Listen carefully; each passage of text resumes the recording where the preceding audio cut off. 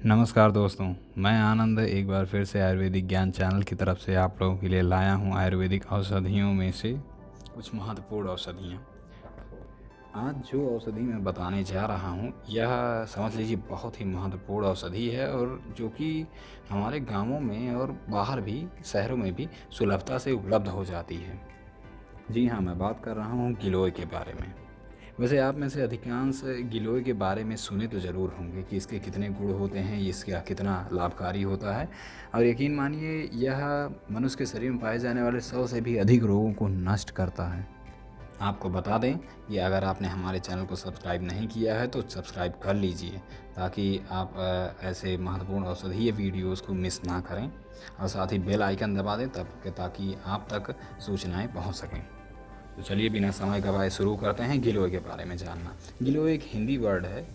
इसे संस्कृत में गुड़ची, अमृत, वल्ली आदि नाम से जाना जाता है। आयुर्वेद की यह वनस्पति सारे भारतवर्ष में पैदा होती है और सब लोग इसे गुड़ची के नाम से जानते व परिचित हैं, अतः कोई विशेष वर्णन की आवश्यकता नहीं है। आइए अब हम इसके गुण, दोष और प्रभाव के बारे में जानने की शुरू करते हैं। और यकीन मानिए ये बहुत ही ज़्यादा लाभदायक है। आपको इसको पढ़ने के बाद लगेगा कि हाँ भाई, पैसा वसूल। और ये वीडियो थोड़ा लंबा हो जाएगा क्योंकि ये इतना गुणकारी है ही कि इसके बारे में कुछ छोड़ना आप लोगों के साथ नाइंसाफ़ी करना होगा। तो चलिए शुरू करते हैं, इसके गुण, दोष और प्रभाव को जानते हैं। आयुर्वेदिक मत से गिलोय कसैली, उष्णवीर्य, रसायन, मलरोधक, बलकारक, अग्निदीपक, हल्की, हृदय को हितकारी, आयुवर्धक और प्रमेह। जी हाँ, आयुवर्धक, प्रमेह, ज्वर, दाह, तृष्णा, रक्तदोष, वमन, वात, भ्रम, पांडुरोग, कामला, आंव, खांसी, कोढ़, कृमि, खूनी बवासीर, वात रक्त, मेद, विसर्प, पित्त और कफ को दूर करती है। यह घी के साथ वात को, शक्कर के साथ पित्त को, शहद के साथ कफ को और सूंठ के साथ आम वात को दूर करती है। ध्यान दीजिए, अगर हम गिलोय को घी के साथ सेवन करते हैं तो यह वात रोग को, अगर शक्कर के साथ सेवन करें तो यह पित्त को, और शहद के साथ सेवन करें तो कफ को, सूंठ के साथ सेवन करें तो आम वात को दूर करती है और जड़ इसका विषनाशक होता है।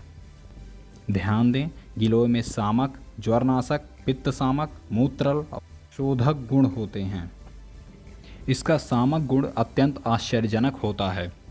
आयुर्वेद मत से शरीर में पैदा होने वाले प्रत्येक व्याधि में वात, पित्त, कफ इन तीनों दोषों में से एक या दो का प्रकोप तो अवश्य ही होता है। ये बात फिक्स है कि अगर आपके शरीर में कोई भी रोग होता है तो उसमें ये तीन, कौन कौन से, वात, पित्त और कफ का रोल जरूर होता है।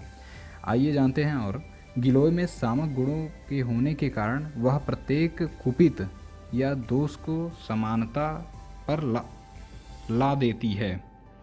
जिस प्रकार दोष का प्रकोप होता है यह उसे उसी प्रकार शांत कर देती है और जिसकी कमी होती है यह उसे बढ़ा देती है, अर्थात यह संतुलन में लाने का काम करती है।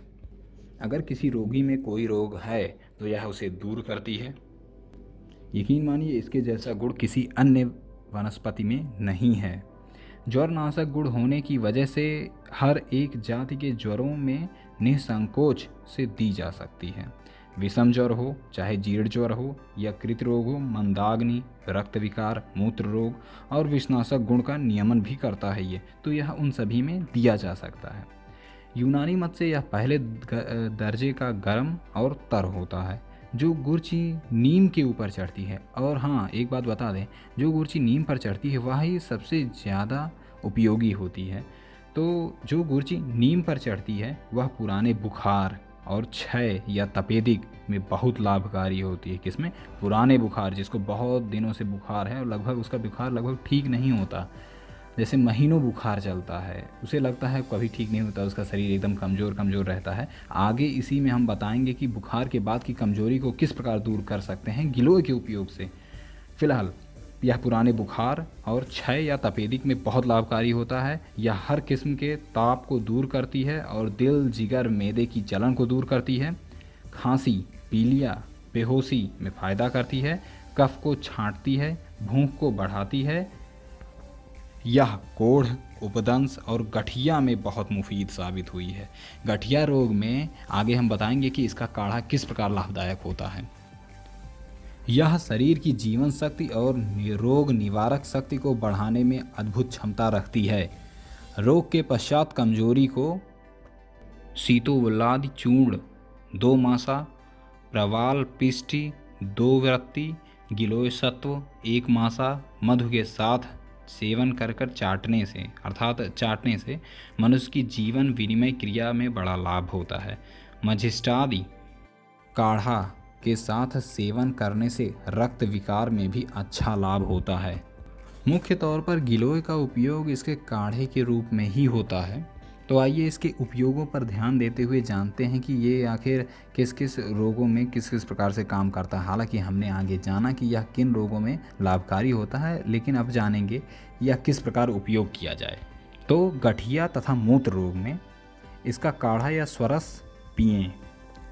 नंबर 2, सर्प विष में इसकी जड़ का काढ़ा या स्वरस पिलाने से वमन होकर विष का नाश हो जाता है, अर्थात आपको उल्टी होगी और आपका सारा विष निकल जाएगा। इसका क्या पिलाना है? काढ़ा। गर्मी के फोड़े फुंसी, उसवा के साथ इसका काढ़ा पिएं। उसवा एक औषधि होती है जिसके बारे में हम आपने आगे आने वाले वीडियो में बताएंगे। या इसका स्वरस में पाषाण मेद व मधु डालकर पिएं, इससे सूजाक भी नाश हो जाता है। श्वेत प्रदर की समस्या जिसे हो, गुड़ची का काढ़ा या स्वरस पिएं। और ब्राह्मी के साथ काढ़ा पीने से दिल की धड़कन और पागलपन मिटता है। गिलोय के स्वरस को गर्म कर कान में डालने से कान की मैल निकलकर दर्द मिट जाता है। ध्यान दें, बहुत लोगों के कान दर्द करते हैं और कान में बहुत मैल रहती है, जो एक बहुत ही शर्मनाक होता है अगर आप बाहर जाते हैं और कोई इसको नोटिस कर लेता है।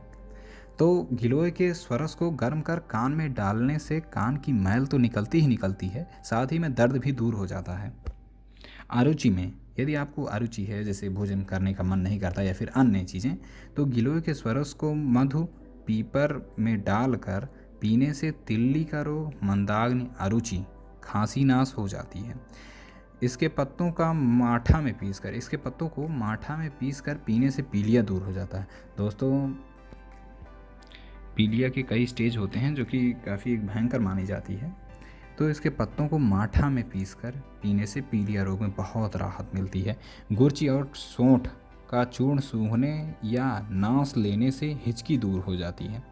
गुड़ची और अरंडी बीज को दही में पीसकर लगाने से पैर के तलवों की जलन मिट जाती है और तलवे मुलायम हो जाते हैं। बहुत लोगों की एड़ियों की बवाई फटी रहती है, तो उसमें गुड़ची और अरंडी के बीज को दही में पीसकर, इन तीनों को पीसना है, गुड़ची, अरंडी के बीज और दही, इन तीनों को पीसकर पैर के तलवों में लगाएं।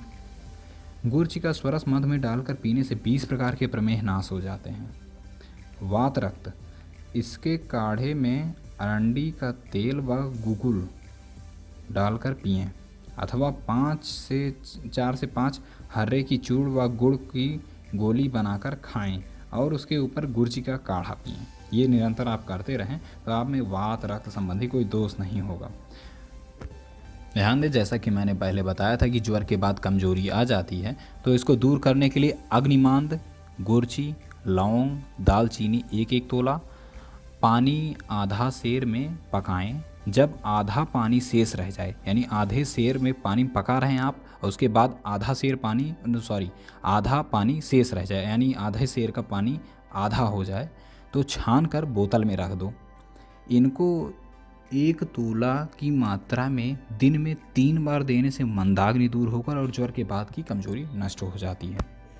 इसके बाद दोस्तों आता है अमृता गुगुल औषधि, अमृता मोदक नंबर 2, और आता है अमृता अरिष्ट, संसमणि नंबर 2, संसमणि 2, बृहद संसमणि, और शक्तिवर्धक गोलियाँ, गिलोय की फांट।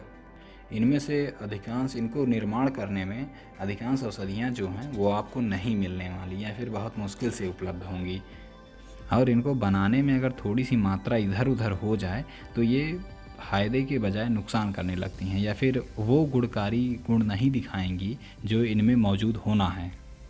तो इन सभी में से मैं आपको शक्तिवर्धक गोलियों के बारे में बता देता हूँ जिसका बहुत उपयोग है। तो आइए जानते हैं शक्तिवर्धक गोलियों के बारे में। गिलोय कासा तो 40 तोला, लीड़ी छोटे पीपर 5 तोला, लौह भस्म 5 तोला, कुनैन 5 तोला, शुद्ध कुचला चूर्ण 5 तोला। इन सबको खरल में घोंट कर एक एक रत्ती की गोलियां बनाएं। दोनों समय दूध के साथ 1 से 3 गोली तक लेने से जीर्ण, तिल्ली, यकृत की वृद्धि, पांडुरोग, मंदाग्नि और सूजन आदि दूर होकर शक्ति बढ़ती है। तो गिलोय के लिए इतना ही। हालांकि ये वीडियो थोड़ा लंबा हो गया है, लेकिन फिर भी इसमें गिलोय की संपूर्ण जानकारी है। और मैंने जिनको नहीं बताया है उनको यदि आप जानना चाहते हैं तो हमारे चैनल को सब्सक्राइब कर लें और अलग से बताएं कि अगर आपको उनके उपयोग समझ में आते हैं या फिर उनमें बताई गई औषधियाँ आपको मिल सकती हैं तो हम ज़रूर उस पर अगला वीडियो बनाएंगे। तो स्वस्थ रहिए, अपना ध्यान रखिए। धन्यवाद।